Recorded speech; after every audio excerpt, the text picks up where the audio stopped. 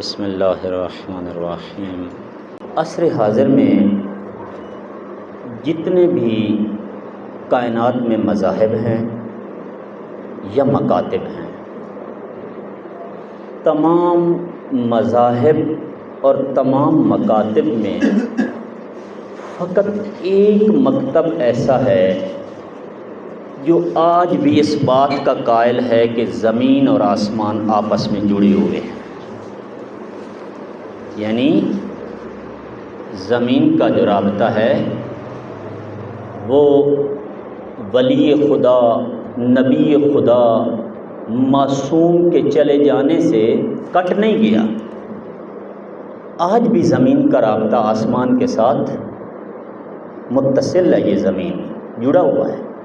فقط ایک مکتب ایسا ہے کہ جو اس بات کا قائل ہے کہ ایک معصوم کائنات میں موجود ہے کہ جو اس زمین کے اوپر جتنی بھی پروردگار کی الطاف ہیں، نعمتیں ہیں، برکتیں ہیں، وہ ان کے وجود سے کائنات کو ملتی ہیں۔ آپ دیکھتے ہیں کہ ہم عموماً کھیتی کاشت کرتے ہیں، بعض دفعہ گندم کاشت کرتے ہیں، دھان کرتے ہیں، تو اسی کے اندر کچھ ایسے دیگر جڑی بوٹیاں بھی جو ہے وہ جنم لے لیتی ہیں۔ کسان کا مقصد ان جڑی بوٹیوں کو پانی دینا نہیں ہوتا، اصل میں وہ اصل فصل جو ہے، چاہے گندم کی ہے یا دھان کی ہے یا کسی بھی چیز کی ہے، وہ اس کو پانی دے رہا ہوتا ہے، لیکن اس کے توسط سے ان جڑی بوٹیوں کو بھی پانی مل جاتا ہے۔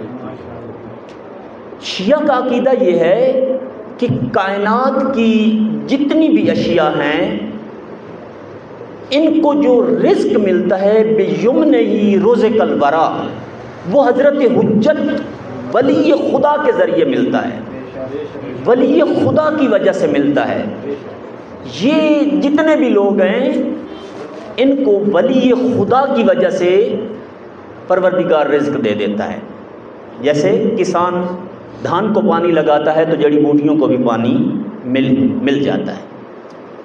لہذا تشیع وہ واحد مکتب ہے کہ جو کیا کرتا ہے، جو یہ کہتا ہے کہ زمین آج بھی آسمان سے جڑی ہوئی ہے، ولی خدا ہمارے درمیان میں موجود ہیں، چلے نہیں گئے، موجود ہیں۔ ایک بہت بڑے مفکر، تھنکر، فلاسفر تھے، ہانری کربن۔ اگر آپ ان کو سرچ کرنا چاہیں گوگل پہ یا اس پہ چیٹ جی پی ٹی پہ، اے آئی پہ، تو سامنے آ جائے گا۔ وہ علامہ طباطبائی علیہ رحمہ کے ساتھ کافی عرصہ تک خط و کتابت کرتے رہے، مسلمان ہو گئے اور شیعہ ہو گئے۔ یہ ان کا جملہ ہے۔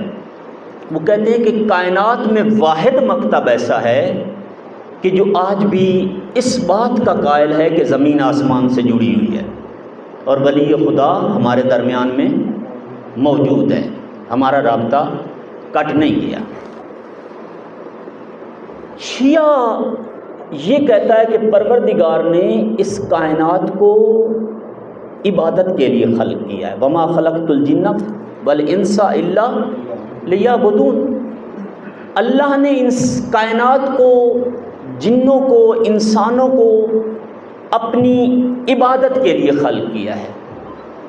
میں آپ مومنین مکتب اہل بیت کے دانشجو اور دانش مند ہیں، آپ ہی سے پوچھ لیتا ہوں کہ یہ جو ہم عبادت کرتے ہیں، واقعاً یہ وہی عبادت ہے جو مطلوب و مقصود پروردگار عالم ہے؟ یہ وہی عبادت ہے جو اللہ تعالیٰ چاہتا ہے؟ کتنی مرتبہ ہم نماز پڑھ رہے ہوتے ہیں تو یکدم خیال ایسا کہیں چلا جاتا ہے کہ یہی یاد نہیں رہتا کہ کون سی رکعت پڑھ رہے تھے اور کون سا ذکر پڑھ رہے تھے۔ ایسا ہوتا یا نہیں ہوتا؟ یہ نماز ہے یا پروردگار عالم کی الیاذ باللہ، استغفر اللہ، خدا کی بے ادبی ہے؟ یعنی ایک چھوٹے سے بچے سے ہم بات کریں، ہم بات اس سے کر رہے ہوں، دماغ ہمارا کہیں اور ہو، بچہ ہی شانہ ہلا کے یا ہاتھ ہلا کے کہتا ہے بابا جان پہلے مجھ سے بات کر لیں، پھر آپ جو سوچنا ہے سوچ لیں۔ بچہ ہی اپنی انسلٹ فیل کر، آپ کے سامنے کوئی بات کرے، بات آپ سے کر رہا ہو، دماغ اس کا کہیں اور ہو، آپ غصہ نہیں کریں گے؟ ضرور غصہ کریں گے. یار یہ کیا بات ہے، پہلے میرے سے بات کر لو پھر آپ دوسرے سے. ہم جو نماز پڑھتے ہیں کیسی نماز پڑھتے ہیں کہ ہماری زبان پہ ہوتا الحمدللہ رب العالمین الرحمن الرحیم مالک یوم الدین ایاک نعبد. دماغ وہ فلاں کو کال کرنی تھی، فلاں سے پیسے لینے تھے، فلاں کو یہ کہنا تھا، فلاں کو وہ کہنا تھا. یہاں تک کہ بعض دفعہ یاد ہی نہیں رہتا کہ کیا پڑھ رہا تھا، کون سی رکعت تھی، رکوع کیا نہیں کیا، سجدہ کیا نہیں کیا.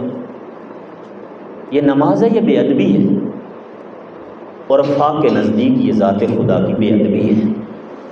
یہی وجہ ہے کہ باقر العلوم فرماتے ہیں کہ جیسے ہی نماز ختم ہو، امام باقر علیہ السلام کا فرمان ہے، صلوات پڑھ لیجیے مولا کی طرف. فرماتے ہیں جیسے ہی نماز ختم ہو فوراً پیشانی سجدے میں رکھ کے 3 مرتبہ کہیں استغفر اللہ الذی لا الہ الا هو الرحمن الرحیم الحی القیوم واتوب الیہ.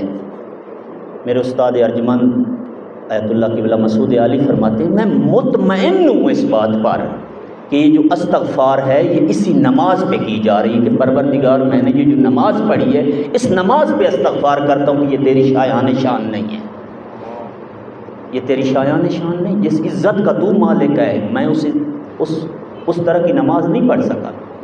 اس نماز پہ استغفار ہے جو میں نے پڑھی ہے.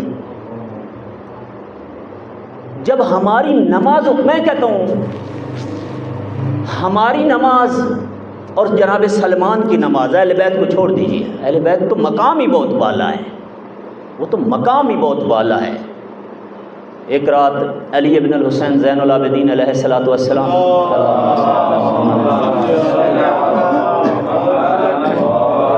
عبادت کر رہے تھے تو ساری رات مصلی عبادت پہ کھڑے رہے، عبادت کی. جب فریضہ سحری انجام دے چکے تو پاؤں سوج گئے، پاؤں پہ ورم آ گئے، چہرہ اندر، آنکھیں اندر دھنس گئی.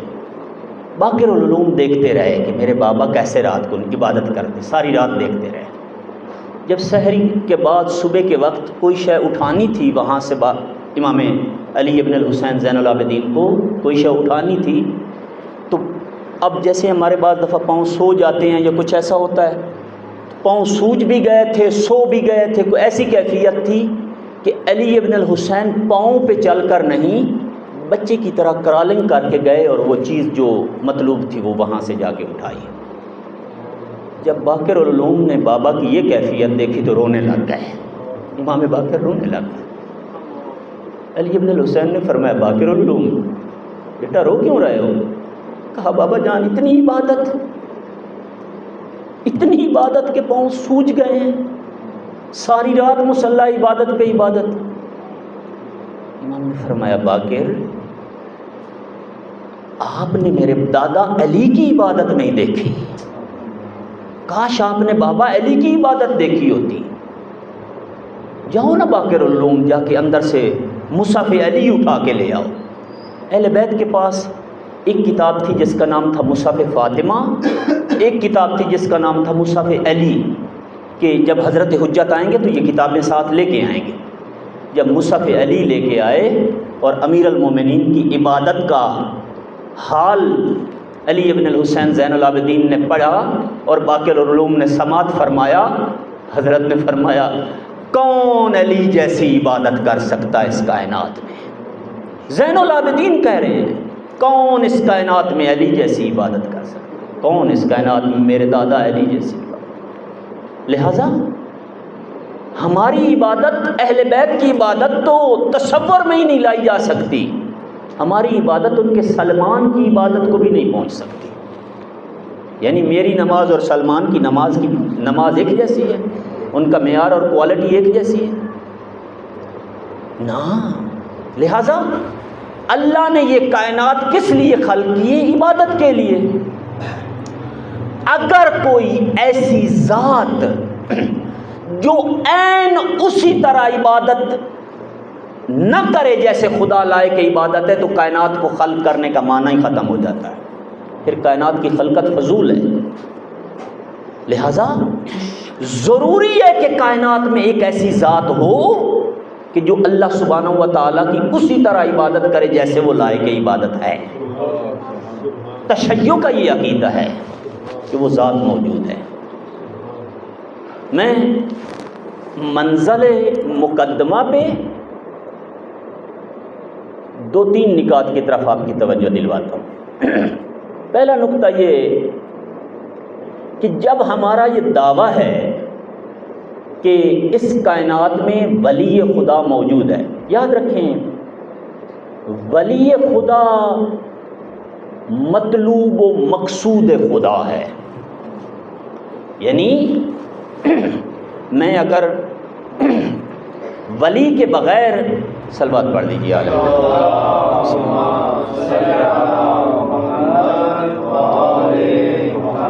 میں اگر ولی خدا کا دامن چھوڑ کر توحید پرست ہوں تو میری توحید ابلیس جیسی ہے۔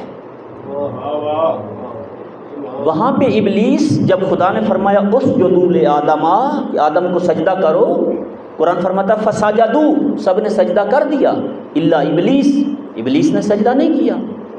کیوں؟ ابا واستکبر وکان من الکافرین، اس نے تکبر کیا اور وہ کافروں میں سے تھا۔ پروردگار نے فرمایا ابلیس پہلے نہ تھا، پہلے عزازیل تھا۔ فرمایا عزازیل تو کیوں نہیں سجدہ کرتا؟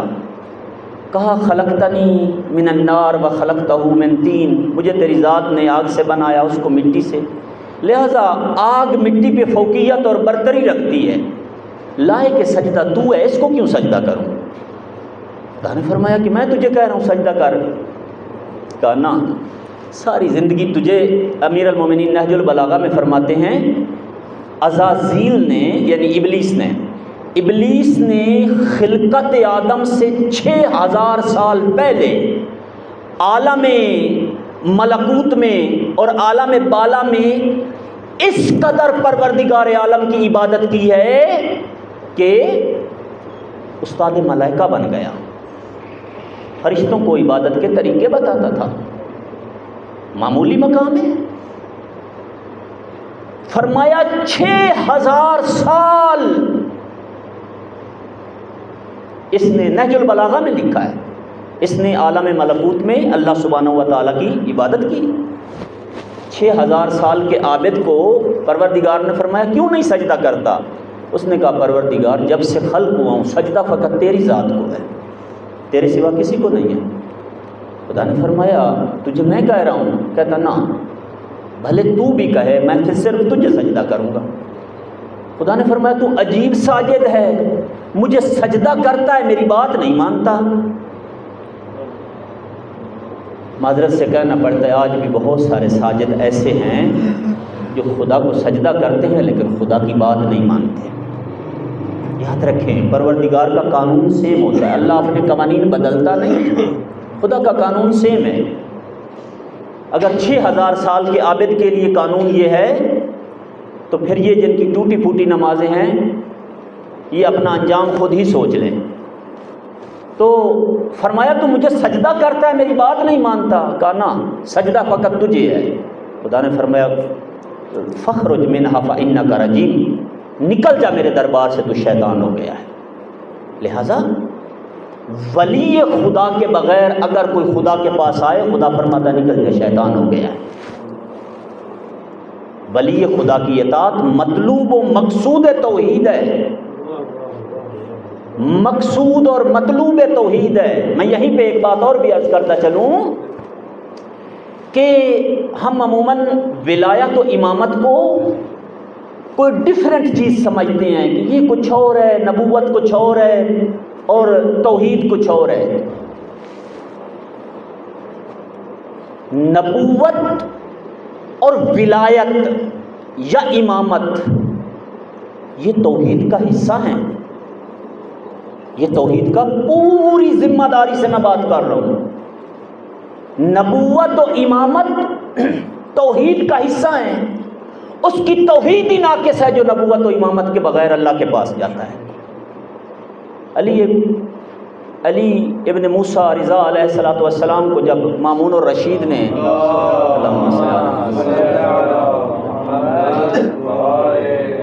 طوس میں اور خراسان میں اپنا ولیعہد بنا کر بلایا مدینے سے، تو حضرت ایک مقام سے گزرے تو وہاں پہ بہت زیادہ جو مولا کے ماننے والے تھے وہ اکٹھے ہو گئے، اور جب وہاں پہ اکٹھے ہو گئے تو انہوں نے کہا فرزند رسول ہمیں اپنے نانا کی کوئی حدیث سنائیں۔ مولا نے وہ مشہور ترین حدیث وہاں پہ بیان فرمایا کلمۃ لا الہ الا اللہ حصنی فمن دخل حصنی آمن من عذابی، کہ کلمہ لا الہ الا اللہ ایک کلا ہے، جو اس کلے کے اندر آ جاتا ہے وہ اللہ کے عذاب سے محفوظ ہو جاتا ہے، آمن من عذابی۔ لوگ خوش ہو گئے، مولا نے فرمایا نا ٹھہر جاؤ، بشرطہا و شروطہا، یہ جو لا الہ الا اللہ ہے نا اس کی شرط اور شروط ہیں۔ انہوں نے کہا مولا وہ شرط اور شروط کیا ہیں؟ اپنی طرف اشارہ کر کے فرمایا وَأَنَا مِن شُرُوطِهَا، توحید اس کی قبول ہے جو یہاں تک خدا کو مانتا ہو۔ بڑے صلوات محمد و آل محمد کی ذات پر،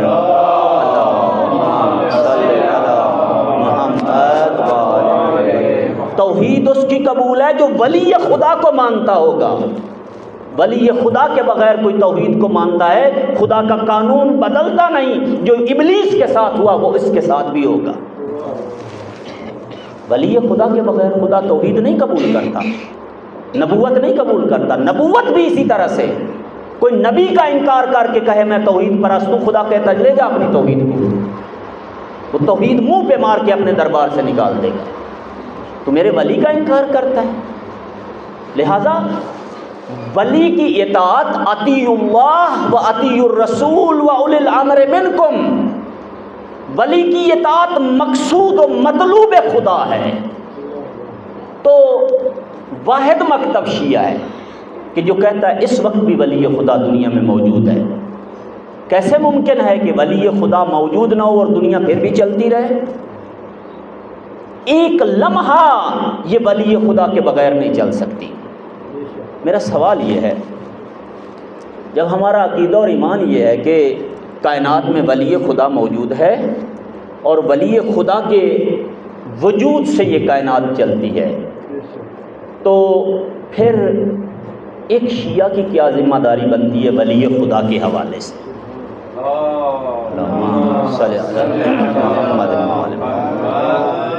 ہماری کیا ذمہ داری بنتی ہے اس ذات کے بارے میں کہ جن کے وجود کے صدقے میں کائنات کو رزق ملتا ہے، جن کے وجود کے صدقے میں یہ دنیا قائم ہے۔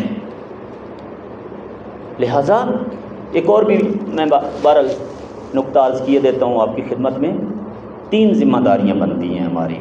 پہلی ذمہ داری خود ولی خدا کی معرفت یہ نہیں کہ مثلاً وہ امام عسکری علیہ السلام کے بیٹے تھے، بی بی نرجس خاتون کے بیٹے تھے، تو 255 ہجری میں ان کی ولادت ہوئی، تو 260 ہجری میں ان کی غیبت ہو گئی، اور پھر غیبت صغرا رہی، پھر غیبت کبرا رہی۔ غیبت صغرا میں ان کے 4 نائب تھے کہ ان کے ذریعے وہ اپنے مومنین سے رابطہ رکھتے تھے، پھر غیبت کبرا میں ہمیں مجتہدین کے حوالے کر کے چلے گئے۔ ٹھیک ہے، یہ معرفت ہونی چاہیے، یہ معرفت ہونی چاہیے، لیکن یہ معرفت کافی نہیں ہے۔ حضرت کے مقام کی معرفت ہونی چاہیے، حضرت کے منصب اور وہ جو مقام بالا پروردگار عالم نے حضرت کو دیا اس کی معرفت ضروری ہے۔ حضرت کا مقام کیا؟ لہذا پہلی شرط جو ولی خدا سے متعلق ہے، امام زمان علیہ السلام سے متعلق ہے، وہ خود حضرت حجت کی معرفت ہے۔ دوسری چیز جو مومن کی ذمہ داری ہے اور حضرت کے پیروکار کی ذمہ داری ہے، اور وہ جو امام زمانی ہے اور حضرت کے ظہور کے لیے زمینہ سازی کرنا چاہتا ہے، دوسری اس کی ذمہ داری بنتی ہے امام کے اہداف کی معرفت، کہ وہ جو امام ہیں ان کا ہدف کیا ہے، وہ کیا کرنا چاہتے ہیں، وہ کیا کریں گے جب ظہور فرمائیں گے، زمین پہ ان کا ہدف کیا ہے، کیا وہ اس وقت وہ کیا کر رہے ہیں، کیا وہ ابھی بیٹھے ہوئے ہیں کہ بس مومنین مجھے اللہم کل ولی کل پڑھتے رہیں اور میں بالکل کسی بھی وقت آؤں تو پھر جو ایک سفید گھوڑے پہ بیٹھ کے آ جاؤں گا تو پھر جو ہے میں یہاں پہ شرق عالم سے غرب عالم تک پوری کی پوری دنیا کو جو ہے وہ میں مسلمان اور شیعہ بنا دوں گا؟ اگر یہ ناقص معرفت ہے، معرفت کامل ہونی چاہیے، معرفت مستند ہونی چاہیے، معرفت حدیث اور قرآن کی روشنی میں ہونی چاہیے۔ لہٰذا حضرت کے اہداف کی معرفت، اور تیسری معرفت جو ضروری ہے ایک مومن کے لیے وہ کیا ہے؟ وہ یہ کہ جب حضرت کی معرفت بھی حاصل کر لے، حضرت کے اہداف کی معرفت بھی حاصل کر لے، تو پھر اس کو اپنی ذمہ داریوں کی طرف متوجہ ہونا ہوگا۔ اب میری ذمہ داریاں اس ذات سے متعلق کہ جس کے یہ ہدف ہیں کیا ہے؟ میں بس ایک دو نقطے آپ کی خدمت میں حضرت کی شان کے بارے میں، اور ایک دو حضرت کے آداب کے بارے میں، اور ایک دو تین نقطے جو ہے آپ کی خدمت میں اپنی ذمہ داریوں سے متعلق عرض کر کے آپ کی زحمت کو تمام کرتا ہوں۔ صلوات پڑھنے محمد و آل محمد کی ذات۔ اللہم صل علی اور جس خلوص سے سید زادے نے نجف بھائی نے یہ اہتمام کیا ہے، میرا دل یعنی چاہ رہا ہے کہ میں اس طرح سے بیان کروں، ورنہ میں انتہائی اختصار کے ساتھ 30-35 منٹ، کیونکہ ایک مناسب اور اچھا ممبر جو ہوتا ہے، مؤثر ممبر جو ہوتا ہے، اس کے لیے 35-40 منٹ کافی ہوتی ہے۔ اس سے لمبا اس کو کرنا، مولا فرماتے ہیں کہ کلام کی آفت یہ ہے کہ کلام کو طول دے دیا جائے، پھر وہ اپنا اثر کھو دیتا ہے، پھر وہ اثر جو اس کا ہونا چاہیے وہ نہیں رہتا۔ تو حضرت کی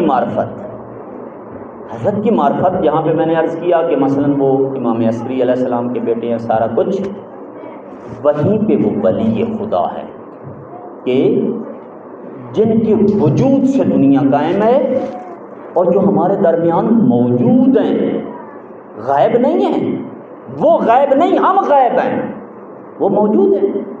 شیعہ ہر روز صبح سویرے اٹھتے ہی اپنے مولا کو سلام کرتا ہے۔ دعائے عہد میں کیا ہے؟ دعائے عہد میں ہم یہی فرمایا، جو 40 دن دعائے عہد کی تلاوت کرتا رہے، اگر حضرت کے ظہور سے پہلے فوت بھی ہو گیا، اللہ تعالیٰ کا اس بندے سے وعدہ ہے کہ اس کو قبر سے اٹھا کر اس کو مولا کے لشکر میں شامل کرے گا۔ وہ جو عالمی انقلاب آئے گا، اس انقلاب کا یہ فوجی اور سپاہی ہوگا جو 40 دن یہ دعائے عہد کی تلاوت کرتا رہے۔ البتہ معرفت شرط ہے، سمجھ کے تلاوت کرے، یعنی اس تلاوت جو دعائے عہد کی تلاوت ہے، یہ فقط وہ عربی کو ریپیٹ 40 دن نہیں کرنا، یہ 40 دن مولا سے عہد کرنا ہے کہ مولا اگر میں مر جاؤں آپ کے ظہور سے پہلے، خدایا مجھے قبر سے اس حالت میں اٹھا لینا کہ میرا لباس میرا کفن ہو، کفن میرا لباس ہو، اور میری تلوار جو ہے وہ نیام سے نکلی ہوئی ہو، اور میں اپنے مولا کے ساتھ شانہ بشانہ مولا کے ناصرین میں سے قرار پاؤں۔ شیعہ لازمی نہیں وہ عربی ہمیں آتی ہو، اپنی زبان میں، یہی جو اردو ہے، پنجابی ہے، سرائکی ہے، یا مثلا شنا ہے، جو بھی ہماری زبان ہے، اپنی زبان میں مولا کو اٹھتے ہی سلام کرتا ہے شیعہ، چونکہ شیعہ کہتا ہے۔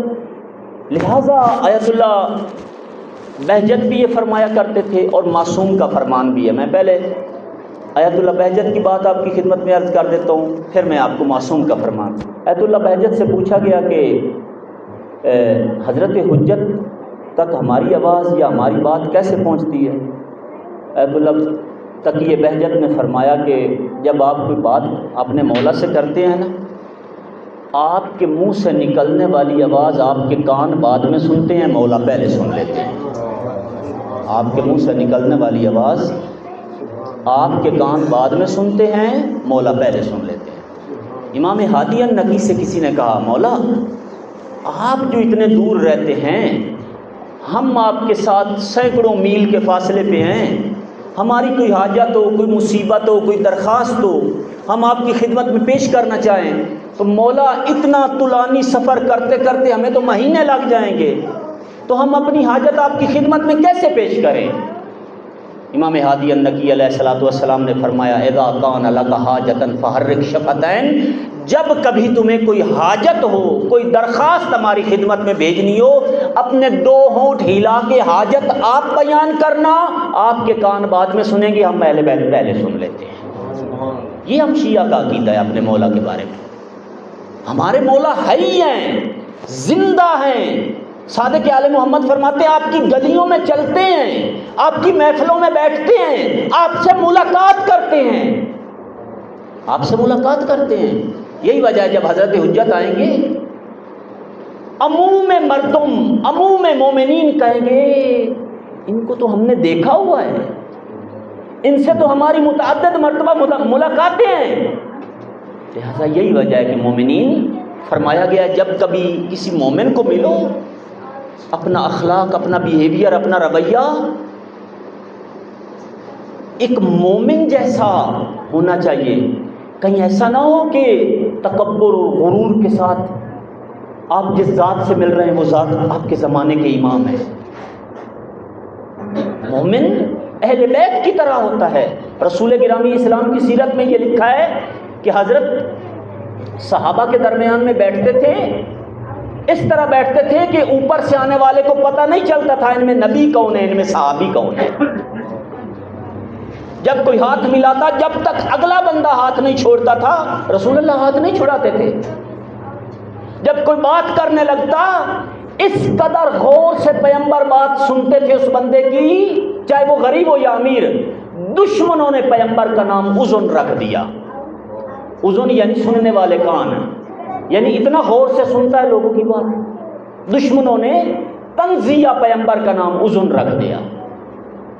یہ ہے ہمارے لیے میتھڈالوجی، یہ ہے سیرت، یہ ہے روش زندگی اور دنیا میں معاشرت کہ جو ہم نے معاشرتی زندگی گزارنی ہے۔ لہذا فرمایا جب کبھی مومنین سے ملیں، نہیں معلوم کس مومن کے لباس میں اور شکل میں آپ کے زمانے کے امام آپ سے ملاقات کر رہے ہیں، کس مومن کی شکل و صورت میں مولا آپ سے ملاقات۔ جب آئیں گے اس منبر کی قسم روایت بتاتی ہے کہ ہم کہیں گے ان سے تو متعدد مرتبہ ہم مل چکے ہیں، کئی مرتبہ ہم ملاقات کر چکے ہیں۔ لہذا ہماری گلیوں میں چلتے ہیں، ہماری محفلوں میں آتے ہیں، ہم سے ملاقات کرتے ہیں۔ اور کسی نے پوچھا مولا ان کے وجود کی مثال دنیا میں کیسے ہے؟ حضرت نے فرمایا کہ جیسے بادلوں کے پیچھے سورج کی مثال ہے، جیسے بادلوں کے پیچھے سورج۔ سوال یہ ہے کہ کیا اس ننھے منھے بادل نے پورے عالم میں سورج کو آگے سے ڈھانپ لیا ہے یا نہ؟ ممکن ہے کہ محدود سے خطے کے آگے سورج کے آگے بادل آ گیا ہو۔ لہذا یہ جو بادل ہے، بادل ہمارے آگے ہے نہ سورج کے آگے۔ ہماری آنکھوں پہ پردہ ہے، ہم غائب ہیں نہ وہ غائب ہیں۔ عموماً ہمارے پنجاب میں انشاءاللہ کشمیر میں بھی ایسا ہوتا ہے، بچے کھیلتے ہیں نا تو ایک بچے کی آنکھ باندھ دی جاتی ہے اور اسے کہا جاتا ہے کہ تم ان کو پکڑو، تلاش کرو۔ تو وہ جو جس کی آنکھیں باندھ دی جاتی ہیں وہ بندی آنکھوں کے ساتھ جو ہے ان کو تلاش کرتا ہے۔ اب آنکھیں اس کی آنکھوں پہ پردہ، یہ سارے موجود کھڑے ہیں، یہ میدان میں موجود ہیں، ہماری آنکھوں پہ پردہ ہے اور یہ ہمارے گناہوں کی وجہ سے۔ بہرحال واقعات لمبے ہو جائیں گے ورنہ میں آپ کی خدمت میں علی ابن مہزیار آوازی کی بات جو واقعہ ہے کہ 20 سال وہ کیسے مکہ میں جاتے رہے حضرت حجت سے ملاقات کرنے کے لیے، اور جب ملاقات ہوئی تو مولا نے فرمایا علی ابن مہزیار تو نے بڑی دیر کر دی مجھ سے ملاقات کرنے میں۔ تو اس نے کہا کہ آقا کوئی آپ کے پاس لے آنے والا نہ تھا۔ حضرت نے فرمایا علی ابن مہزیار یہ کیا بات کر رہے ہیں، ہمارے پاس تو لے آنے والے کی ضرورت ہی نہیں ہوتی۔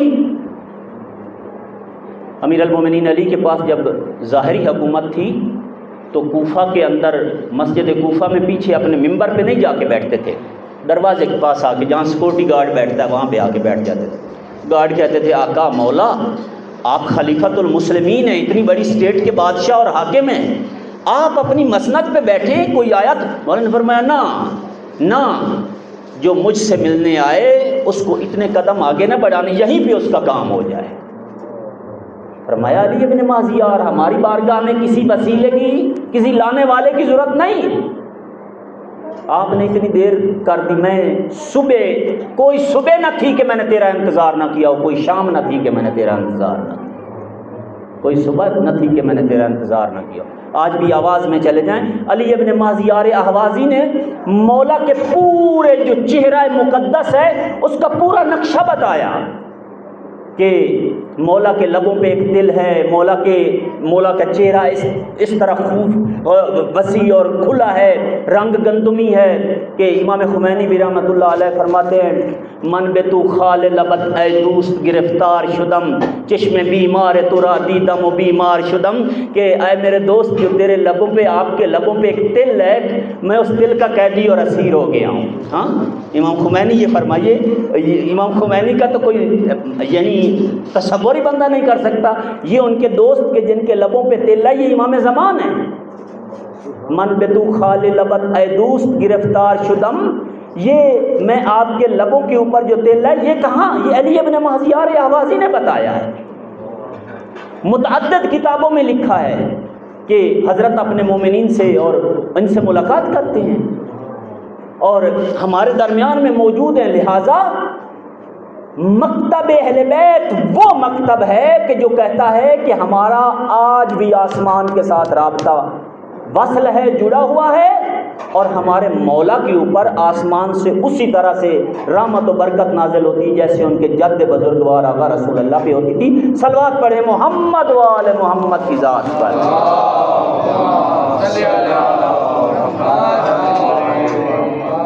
بہرحال بہت کچھ اس موضوع پہ کہا جا سکتا ہے، بہت کم ہے کہ ہم اپنے مولا کے معرفت کے بارے میں کوئی ایک آدھ لیکچر کنڈکٹ کریں۔ یہاں ایک سیریز ہونی چاہیے لیکچرز کی، چونکہ آج ہمارے جوانوں کو بہت بڑا چیلنج ہے کہ معرفت امام زمان علیہ السلام، مثلا باقر العلوم فرماتے ہیں کہ آپ سورہ قدر کے ذریعے ثابت کریں کہ آپ کے زمانے کا امام دنیا میں موجود ہے۔ فرمائیے تنزل الملائکۃ والروح، یہ ملائکہ اور روح کس پہ نازل ہوتے ہیں؟ کس پہ نازل ہوتے ہیں فرشتے؟ جبریل امین کس پہ نازل ہوتے ہیں؟ مگر الیاذ باللہ استغفر اللہ، ملائکہ کوئی مرغے ہیں کہ وہ آسمان سے پھڑ پھڑاتے ہوئے زمین پہ اتر آتے ہیں اور پھر پھڑ پھڑاتے ہوئے اوپر چلے جاتے ہیں؟ نا، وہ تو مادہ نہیں ہے، وہ جسم نہیں رکھتے۔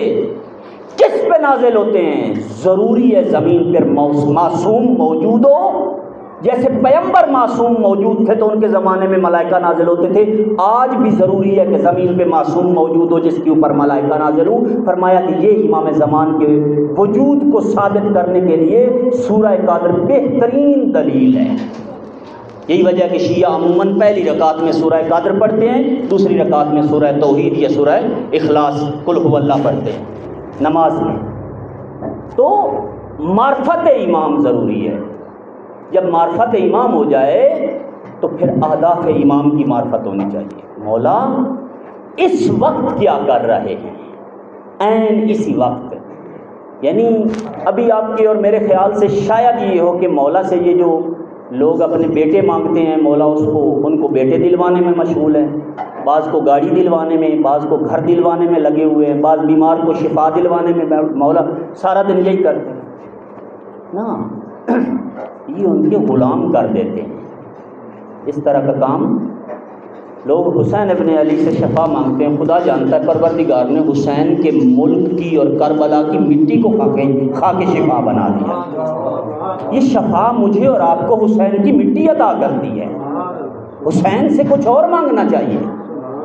ایک شخص نے صادق آل محمد سے کہا مولا میں نے خاک شفا سے جو ہے شفا حاصل کرنے کی کوشش کی ہے، مجھے تو نہیں ملی خاک شفا سے شفا۔ صادق آل محمد نے فرمایا جب تو گھوڑے کی کھرجین کے نیچے رکھ کے اوپر اپنی ہپ رکھ کے بیٹھے گا اس وقت تجھے خاک شفا تھوڑی شفا دے گی۔ بڑے صلوات محمد و آل محمد کی ذات پر۔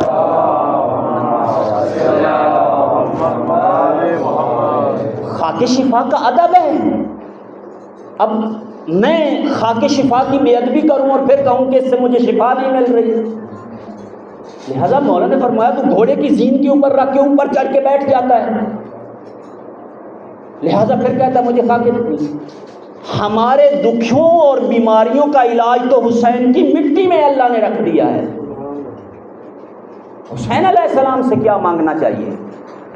لہذا امام کے اہداف کی معرفت خدا جانتا ہے۔ مومنین میری یہ بات امید ہے کہ زمین پہ نہیں جائے گی، اور پہلے والی بھی نہیں گئی زمین پہ۔ میں دیکھ رہا ہوں کہ ہمہ تنگوش ہر آدمی یہاں پہ غور سے امام زمان علیہ السلام سے متعلق جو میری عرائض ہیں اس کو سماعت فرما رہا ہے۔ انشاءاللہ یہ بھی امام علیہ الصلوۃ والسلام عین اسی وقت اگر دنیا میں آئیں تو پہلا کام کیا کریں گے؟ عین اسی وقت دنیا میں آئیں، کیا مومنین کو بچے دلوانے کے لیے وہ جو ہے مصروف ہو جائیں گے؟ شفا کے لیے مصروف نہ،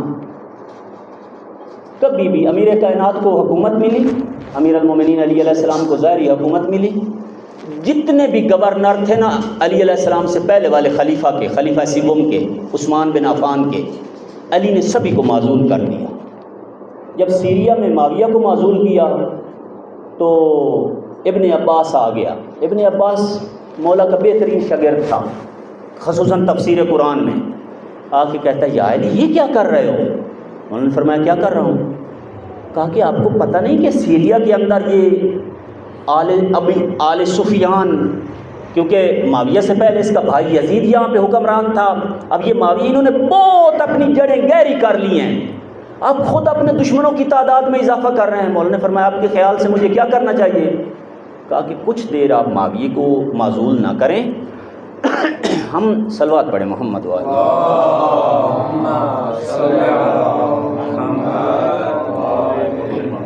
ہم دوسرے عالم اسلام میں اپنے جو جڑیں ہیں مضبوط کر لیتے ہیں، اپنے گورنروں کو مضبوط کر لیتے ہیں، پھر ہم ان کی طرف دیکھیں گے اور ان کو معزول کریں گے۔ علی علیہ السلام نے فرمایا کہ کیا آپ چاہتے ہیں میں علی ایک لمحہ برابر باطل پہ صبر کر لوں؟ اس علی کے بیٹے ہیں امام زمان، کیا کریں گے دنیا میں آ کر؟ پہلا کام کیا کریں گے؟ کیا اس باطل پہ، ان باطل حکومتوں پہ صبر کریں گے یا ان کے خلاف قیام کریں گے؟ کیا کام کریں گے مولا زمین پہ آ کر؟ عین اسی وقت آ جائیں، پہلا کام مولا کیا کریں گے؟ اب اس کام کو مولا تنہا انجام دیں گے۔ یہ ہے آداب امام کی معرفت، آداب امام کی معرفت یہ ہے۔ کیا یہ کام مولا اکیلے کریں گے؟ کیا یہ کام مولا معجزے سے کر دیں گے؟ ایک دعا مانگیں گے شرق عالم سے لے کے غرب عالم تک سارا کا سارا عالم جو ہے وہ مومن اور شیعہ ہو جائے گا؟ کیا مولا یہ دعا اور پھوکے کے ذریعے یہ کام کریں گے؟ خدا کی قسم، اس منبر کی قسم، اگر دعا کے ذریعے کائنات کو مومن بنانا ہوتا تو رسول اللہ خود اولا تر تھے، خود پیغمبر ایک دعا مانگتے اور شرق عالم سے لے کے غرب عالم تک پورا کا پورا عالم جو ہے مصطفیٰ کی دعا سے مومن ہو جاتا۔ دعا سے نہیں، زمینی حقائق کو ملحوظ خاطر رکھتے ہوئے اسی مادی سسٹم کے اندر مولا نے عالمی حکومت قائم کرنی ہے، اور وہ عالمی حکومت لوگ کہتے ہیں کہ اپنے لیے قائم کریں گے۔ یہ کیا خام خیالی اور بے معرفتی ہے امام زمان سے متعلق، مگر وہ کوئی کام اپنے لیے کرتے ہیں۔ خدا کی قسم وہ ایک سانس بھی لیتے ہیں تو اللہ کی رضا کے لیے لیتے ہیں۔ ٹائم نہیں ہے میں مولا کی معرفت سے متعلق کوئی چیز آپ کی خدمت میں عرض کروں۔ وہ روٹی کا لقمہ تناول فرماتے ہیں تو اللہ کی رضا کے لیے تناول فرماتے ہیں، وہ زندہ رہتے ہیں تو اللہ کے لیے زندہ رہتے ہیں، وہ شہید ہوتے ہیں تو اللہ کے لیے شہید ہوتے ہیں۔ ان کا کوئی عمل ایسا نہیں جو اپنے لیے ہو۔ یہ کیا بات ہے؟ جنگ خندق میں، غزوہ خندق میں جب عمرو بن عبد ود عامری کے سینے پہ امیر المومنین چڑھ کے بیٹھ گئے تو اس ملعون نے نیچے سے مولا کے چہرے پہ تھوک پھینک دی۔ مولا اس کے سینے سے اتر آئے، تلوار نے عام میں ڈال دی۔ یہ عمرو وہ واحد کافر تھا جس نے خندق عبور کر لی تھی، یعنی کسی کافر کی طاقت نہ ہوئی تھی کہ وہ خندق عبور کر سکے۔ یہ اتنا بڑا جنگاور اور شجاع اور بہادر کافر تھا، اس نے خندق عبور کی اور پیغمبر کے خیمے میں نیزہ مارا اور پیغمبر کو للکار کے 3 مرتبہ کہا کہ تیرے پاس کوئی مرد ہے کہ جو میرا مبارزے میں میرا مقابلہ کر سکے؟ کبھی نہ غصہ کرنے والے پیغمبر نے فرمایا من لہذا القلب، ہے کوئی اس کتے کی زبان بند کرنے والا؟ کبھی نہ غصہ کرنے والا رسول 3 مرتبہ علی اٹھے۔ جب تیسری مرتبہ اٹھے تو فرمایا جا علی اس کا۔ بہرحال جب گئے تو وہ سارا واقعہ میں مطلوب نہیں ہے یہاں پہ بیان کرنا، یہ کہنا چاہتا ہوں کہ جب اس کو گرا کے علی اس کے سینے پہ چڑھ کے بیٹھ گئے اور اسے فرما رہے تھے کہ اب بھی تیرے پاس وقت ہے، کلمہ پڑھ دے تجھے چھوڑ دوں گا، اس ملعون نے کلمہ پڑھنے کی بجائے علی کے چہرے پہ تھوک پھینک دی۔ حضرت سینے سے اترے، تلوار نیام میں ڈالی، کچھ پیغمبر کی طرف چلے، جب حضرت کے چہرے کی زیارت فرمائی رسول اللہ کی، علی کا غصہ ٹھنڈا ہو گیا، واپس آئے، پھر اس کو گرایا اور تلوار مار کے واسل جہنم کر دیا۔ صحابہ نے پوچھا اے علی، جب اس نے بے ادبی آپ کی ہے، آپ جیسے انسان کے چہرے پہ تھوک پھینک، ایک وہ کافر و مشرک ہے، دوسرا اس ملعون نے علی کی بے ادبی کی ہے، آپ نے اس وقت اسے کیوں نہیں قتل کیا، دوبارہ جا کے کیوں قتل کیا ہے؟ مولانا نے فرمایا اس لیے کہ جب اس نے میرے چہرے پہ تھوک پھینکی تھی اس وقت مجھے خود کو اس پہ غصہ آ گیا تھا، اور علی نے اپنی پوری زندگی میں کبھی بھی اپنے مجرم کو سزا نہیں دی، میں پہلے اس کو اللہ کی رضا کے لیے مار رہا تھا، اب مجھے خود کو اس پہ غصہ آ گیا، میں اس کے سینے سے اترا ہوں، واپس آیا ہوں، جب میں نے اپنے حبیب رسول خدا کے چہرے کی زیارت کی میرا غصہ ٹھنڈا ہو گیا۔ مومن کا غصہ بڑا جلدی ٹھنڈا ہو جاتا ہے، وہ مومن ہی نہیں جس کا غصہ بڑا طولانی ہو، اپنے مومن ہونے پہ شک کرے، مومن کو غصہ آتا بھی دیر سے ہے اور جاتا بھی جلدی ہے، تو میرا غصہ ختم ہو گیا، پھر میں گیا ہوں، میں نے رضا خدا کے لیے اس کو قتل کیا۔ اہل بیت کا کوئی کام اپنے لیے نہیں ہوتا، لہٰذا حضرت حجت یہ جو حکومت قائم کریں گے اپنے ذات کے لیے نہیں، یہ مطلوب و مقصود خدا ہے کہ زمین خدا پہ خدا کی حکومت قائم کی جائے۔ جب سے یہ زمین بنی ہے یہ منتظر ہے کہ وہ کب وہ دن آئے گا کہ جب میرے اوپر میرے پروردگار کا حکم چلے گا۔ آپ نہیں دیکھ رہے کہ فرعون ملعون تخت پہ بیٹھا تھا اور موسیٰ اس کے سامنے ایک عام آدمی کی حیثیت، نمرود ملعون تخت پہ بیٹھا تھا اور ابراہیم علیہ السلام کے ساتھ بار بار زیادتی کر رہا تھا، کبھی آتش نمرود میں ڈال دیتا تھا، کبھی ملک بدر کر دیتا تھا، کبھی کوئی سزا کبھی کوئی سزا۔ ہاں، یزید ملعون تخت پہ بیٹھا تھا اور پیغمبر کی جو مخدرات عصمت ہیں اور سر حسین اس کے سامنے تشت میں پڑا تھا۔ ہاں، زمین جب سے بنی ہے اس انتظار میں ہے کہ کب میرے اوپر اللہ کی حکومت قائم ہو۔ تمام انبیاء یہ دعا کرتے چلے گئے کہ پالنے والے اس زمین پہ ہم تیری حکومت قائم کرنا چاہتے ہیں، ہماری نصرت فرما۔ تمام انبیاؤں کی دعا جو تھی اس کا مقصود اور محور رسول اللہ تھے، رسول اللہ سے لے کر حضرت امام عسکری علیہ السلام تک جیسے پچھلے انبیاء رسول اللہ کے لیے دعا کرتے آئے ہیں خاتم النبیین کے لیے، اسی طرح رسول اللہ امام زمان کے لیے دعا کرتے چلے گئے ہیں۔ خدایا میرا وہ آخری فرزند کب دنیا میں آئے گا کہ جو اس زمین کے اوپر پوری کائنات کے اوپر تیری حکومت قائم کرے گا۔ صادق آل محمد فرماتے ہیں کہ سیدی آپ کے غیبت نے کس قدر مجھے اداس کیا ہوا ہے اور کس قدر مجھے محزون کیا ہوا ہے۔ صحابہ نے پوچھا مولا کس کی غیبت کی بات کر رہے ہیں؟ فرمایا حجت خدا کی غیبت کی۔ انہوں نے کہا مولا آپ اپنے اس بیٹے کے بارے میں اس قدر عشق اور محبت رکھتے ہیں؟ مولا نے فرمایا کاش میں ان کو پا لیتا، ان کا خادم بن جاتا۔ امام زمان کے بارے میں کاش میں ان کو پا لیتا، ان کی خدمت میں رہتا۔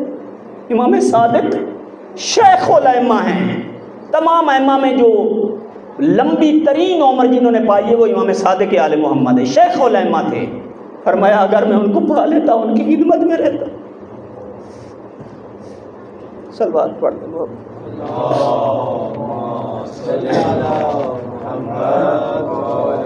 تمام ائمہ حضرت حجت کے لیے دعا کرتے چلے گئے ہیں، یہاں تک کہ کربلا میں سید الشہداء نے اپنے اصحاب سے فرمایا، اپنے اہل بیت سے فرمایا، خیموں کے اندر زینب کبریٰ سے فرمایا میری بہن کربلا کے عصر عاشور کے بعد کے واقعات سے محزون نہ ہونا، زیادہ غمگین نہ ہونا، یاد رکھیں میرا قائم، میرا حجت، میرا مہدی دنیا میں ضرور آئے گا۔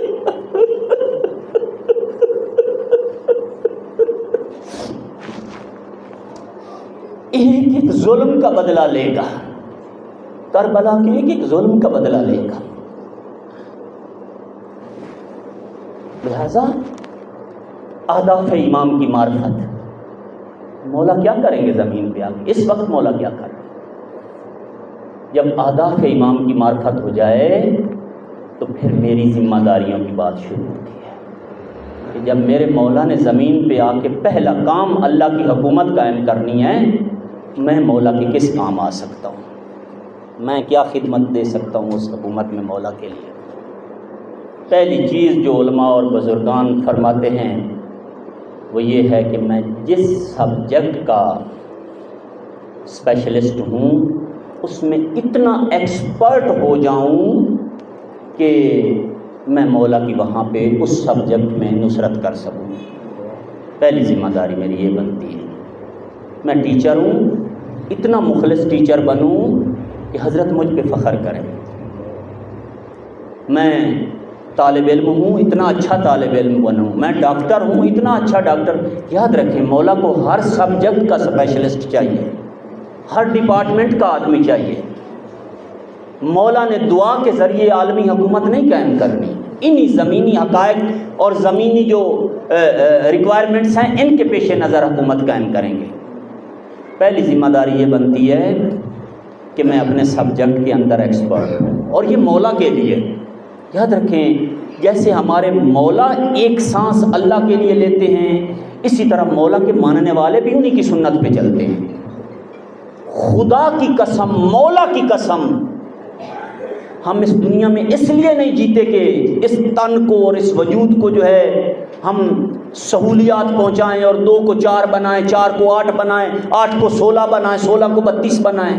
ہم تو 2 کو 4 کرنے کے لیے یہاں پہ نہیں جیتے، ہم تو ایک عالی اور متعالی ہدف کے حصول کے لیے زمین پہ زندہ ہیں، کہ وہ ہدف یہی ہے کہ والی دوراں زمین پر تشریف لے آئیں اور ہم ان کے ناصر و مددگار بن کر زمین کے اوپر اللہ کی حکومت قائم کریں۔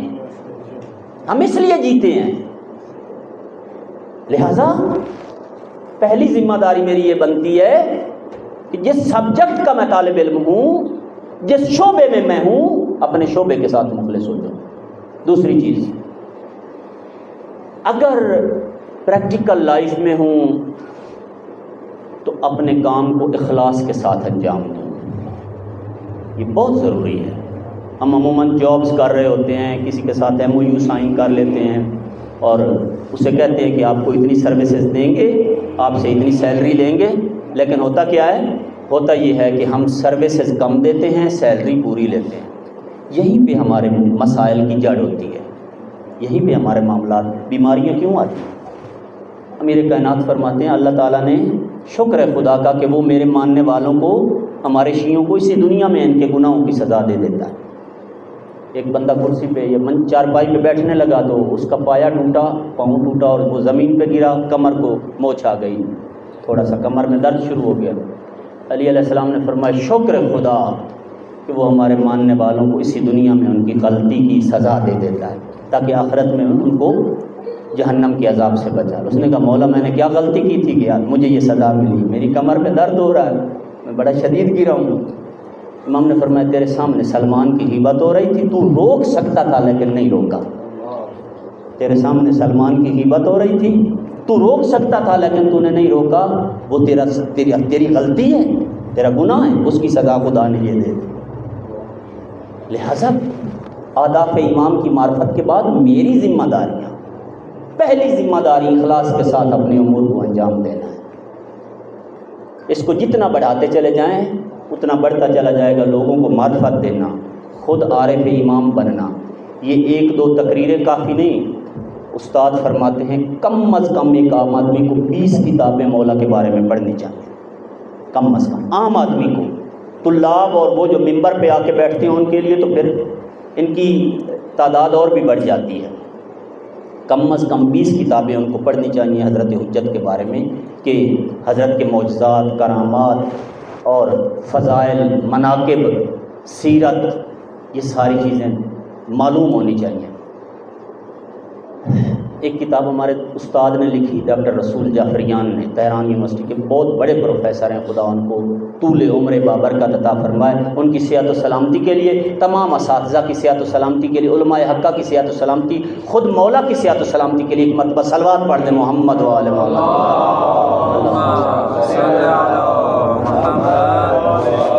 مجھے انہوں نے کہا کہ کیسر، میں ان کا شاگرد تھا، PhD کا تھیسس میں نے انہی کے پاس لکھا، ڈاکٹر جعفریان کے پاس۔ کہا بیٹا اس کا اپنی قومی زبان میں اردو زبان میں ترجمہ کر دو. میں نے کچھ کیا ہے، باقی بھی انشاءاللہ خدا توفیق دے گا ضرور کروں گا. اس میں کہاں سے نظریہ مہدویت شروع ہوا ہے. پہلا شخص جس کو لوگوں نے مہدی موعود کہا وہ مولا علی کا بیٹا محمد حنفیہ تھا. محمد حنفیہ سے لوگ، چونکہ رسول اللہ نے مہدی کے فضائل بتائے تھے، لوگ انتظار میں تھے کہ وہ دنیا میں آئے اور عالم کو اسی طرح عدل و انصاف سے بھرے جیسے یہ ظلم سے بھرا ہوگا. تو بہرحال لوگوں کو شعور دینا مولا کے بارے میں، لوگوں کو مولا کے لیے تیار کرنا، مولا کے لشکر میں شامل ہونے کے لیے لوگوں کو معرفت دینا، اور اس موضوع پہ جتنا خرچ کر سکیں اتنا خرچ کریں.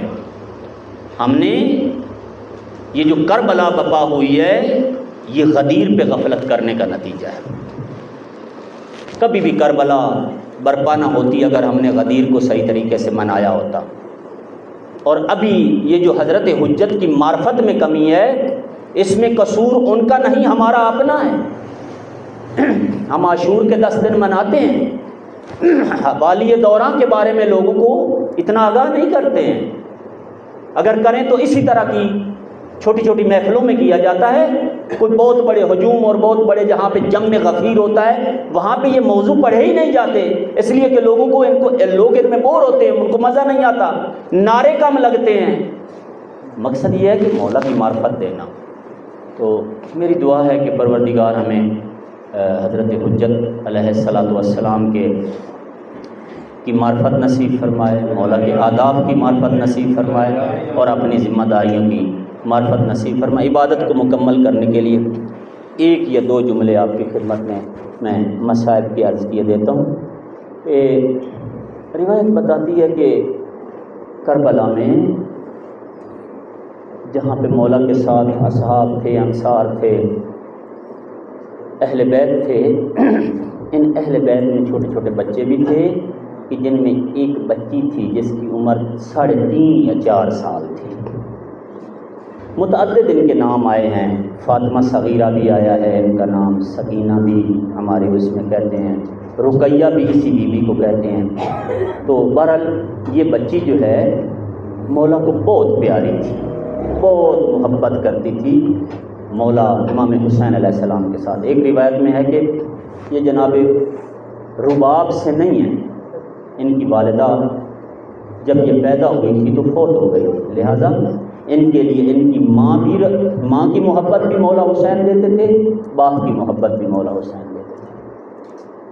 تو اگرچہ ان کا سن چھوٹا تھا لیکن یہ سن کا چھوٹا بڑا ہونا اس دنیا کے لیے ہے، ان کے لیے یہ عالم ملکوت میں بہت لمبی عمروں اور اس کے مالک ہیں، عالم ارواح میں بہت لمبے سن و سال کے مالک ہیں. تو اس بی بی پہ جو مصائب آئے، جو مشکلات آئی، وہ عام آدمی تو کیا، ایک سخت دل آدمی کا دل دہلا دینے والی ہے، ایک سخت دل آدمی کا دل دہلا دینے والی. متعدد مرتبہ، پہلی دفعہ جب حمید بن مسلم کہتا ہے کہ جب خیموں کو آگ لگی میں نے دیکھا کہ ایک معصوم بچی کے دامن کو آگ لگ گئی، دامن کو آگ لگی اور یہ دوڑ رہی ہے. میں دوڑتا ہوا نزدیک آیا، میرے پاس تھوڑا سا پانی تھا تو میں نے پانی گرایا، آگ بجھ گئی. بچی مڑ کے میری طرف دیکھ کے کہتی ہے آپ ہمارے ساتھ ہیں یا ہمارے دشمنوں کے ساتھ ہیں؟ یہ حمید اس نے کوئی ظلم نہیں کیا کربلا میں. اسی نے بعد میں کربلا کی روایتیں دی ہیں، مقتل ابی مخنف والوں کو، اور یہ جو مقاتل کی کتابیں لکھی گئی ہیں ان کو اس نے بھی اور باقی لوگوں نے بھی، جن میں زیادہ تر روایتیں، کچھ روایتیں حمید بن مسلم نے دی. تو حمید کہتا ہے کہ بی بی نہ آپ کے ساتھ ہوں نہ آپ کے دشمنوں کے ساتھ. بی بی نے فرمایا مسلمان ہیں؟ کہا جی مسلمان. فرمایا قرآن پڑھے ہوئے ہیں؟ کہا قرآن پڑھا ہوا. کہا قرآن میں پڑھا ہے؟ کہا اما الیتیم فلا تقہر، کہ جب کوئی یتیم کے ساتھ تمہارا پالا پڑے تو اس کے اوپر غضب نہ کرنا. کہا پڑھا ہے. بی بی نے فرمایا پڑھا ہے. وَأَمَّا السَّائِلَ فَلَا تَنْهَرْ، کوئی سوالی سوال کرے تو اس کو خالی. کہا بی بی پڑھا ہے. کہا انا یتیمۃ الحسین، میں حسین کی یتیم بیٹی ہوں، ایک ہی وقت میں یتیم بھی ہوں اور سائلہ بھی ہوں، سوال بھی کرتی ہوں. کہا بی بی کیا سوال ہے؟ کہا مجھے نجف کا رستہ بتا، میں نجف جاتی ہوں۔ کہا کیوں؟ کہا جا کے دادا علی سے شکایت کرتی ہوں، دادا آپ تو نبیوں کے مشکل کشا ہیں، سارا دن ہمارا گھر لٹتا رہا، سارا دن ہمارے اہل بیت شہید ہوتے رہے، دادا اب وہ وقت آ گیا کہ ہمارے خیموں کی کوئی آگ لگ گئی، ہمارا بچانے والا نہیں۔ دوسری روایت میں لکھا ہے کہ ابھی یہ بچی آگے ہی بڑھی تھی، یا کسی نے آگے بڑھ کر ان کے پیچھے گھوڑا لگایا، بچی نے دیکھا کہ کوئی میرے پیچھے آ رہا ہے، بچی بھاگی، گھوڑے کے آگے کتنا بھاگ سکتی تھی ایک معصومہ، آگے تک بھاگی، اس ملعون نے آیا اور بی بی کے سر پہ جو ردا تھی وہ چھین لی، جیسے ہی ردا کچھ ایسے ظلم سے چھینی کہ بچی زمین پہ گری اور بے ہوش ہو گئی۔ روایت بتاتی کچھ دیر کے بعد جب بچی کی آنکھ کھلی تو دیکھا جناب زینب کبریٰ کی آغوش میں سکینہ کا سر ہے۔ سلام ہو زینب کبریٰ پر کہ جب تک حسین زندہ رہے، جتنے شہید کربلا کے میدان میں گرے ہر کسی کا سر حسین کی آغوش میں تھا، جب حسین شہید ہوئے تو باقی ماندہ بیویوں اور بچوں کا جب کبھی کوئی گرا ان کا سر زینب کبریٰ کی آغوش میں تھا۔ سکینہ کہتی میری آنکھ کھلی، غش سے آنکھ کھلی تو میں نے دیکھا میرا سر میری پھپھو جان زینب کبریٰ کے آغوش میں ہے۔ میں نے پہلا سوال کیا پھپھو جان حل من خرقت راس استر بہا راسی، پھپھو جان کوئی تھوڑا سا کپڑا ہے کہ جس کے ساتھ میں اپنے سر کو چھپا سکوں؟ اللہ اکبر، جو زینب کبریٰ نے جواب دیا، بی بی نے فرمایا سکینہ سکینہ اماں کا تو مثلک، بیٹا جان میری بھی چادر چھن چکی ہے، سکینہ میری بھی چادر چھن چکی ہے۔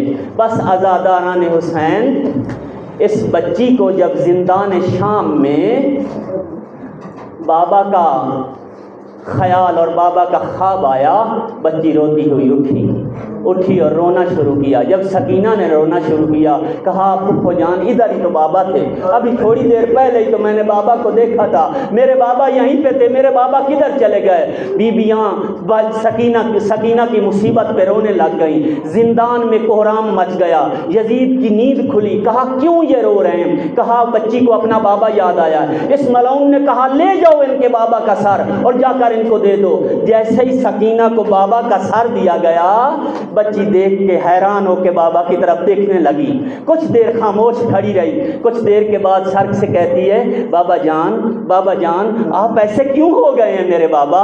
بابا آپ کی حالت ایسے کس نے بنائی ہے؟ بابا یہ آپ کی رگیں کس نے کاٹی ہیں؟ بابا یہ آپ کی داڑھی کو خون سے خضاب کس نے کیا ہے؟ بابا مجھے یتیم بچپن میں کس نے بنایا ہے؟ عزادارو روایت بتاتی ہے کہ ایک مرتبہ سکینہ نے اپنا منہ بابا کے منہ پہ رکھا، اچانک سر ہاتھ سے گر گیا، سر زمین پر گرا، بچی زمین پر گری۔ جب بچی کا انتقال ہو گیا تو اب غسالہ کو بلایا گیا کہ غسل دیا جائے۔ جب غسل دینے لگی غسالہ مڑ کے کہتی ہے زینب کبریٰ یہ بتاؤ اس بچی کو کیا مرض تھا؟ زینب نے کہا کیا ہوا؟ کہا پورے جسم پہ سیاہ نشان ہے، اس کو کیا مرض تھا؟ زینب کبریٰ نے فرمایا غسالہ بچی کو مرض کوئی نہ تھا، یہ تازیانوں اور تماچوں کے نشان ہیں۔ وَسَيَعْلَمُ الَّذِينَ ظَلَمُوا أَيَّ مُنْقَلِبٍ يَنْقَلِبُونَ یا محمود بحق محمد، یا اعلیٰ بحق علی، یا فاطر بحق فاطمۃ الزہراء، یا محسن بحق حسن المجتبیٰ، یا قدیم الاحسان بحق حسین الشہید بعرض کربلا و اولاد الحسین و اصحاب الحسین۔ پالنے والے سید زادے کا یہ اہتمام اپنی بارگاہ میں قبول و منظور فرما، نجف بھائی کے گھر پہ ہزار رحمتوں کا نزول فرما، مومنین کا اس مقدس مقام پہ چل کر آیا اپنی بارگاہ میں عبادت شمار فرما۔ محمد و آل محمد کی عزت و عظمت کا واسطہ والی دوران یوسف زہرا حجت خدا کو ہم سے راضی و خوشنود فرما، مولا کے اعوان و انصار میں شامل ہو کر نصرت امام کرنے کی توفیق عطا فرما۔ پالنے والے محمد و آل محمد کی عزت و عظمت کا واسطہ جہاں جہاں مومنین و مومنات، مسلمین و مسلمات آباد ہیں، ان کے مال جان عزت آبرو کی خود حفاظت فرما، حاضرین کی تمام تر حوائج شریعہ کو پورا فرما۔ شب جمعہ ہے مولا، جناب آدم علیہ السلام سے لے کے اس وقت تک جتنے مومنین و مومنات، مسلمین و مسلمات دار فانی سے انتقال کر چکے ہیں، ان کی قبروں پہ ہزار رحمتوں کا نزول فرما،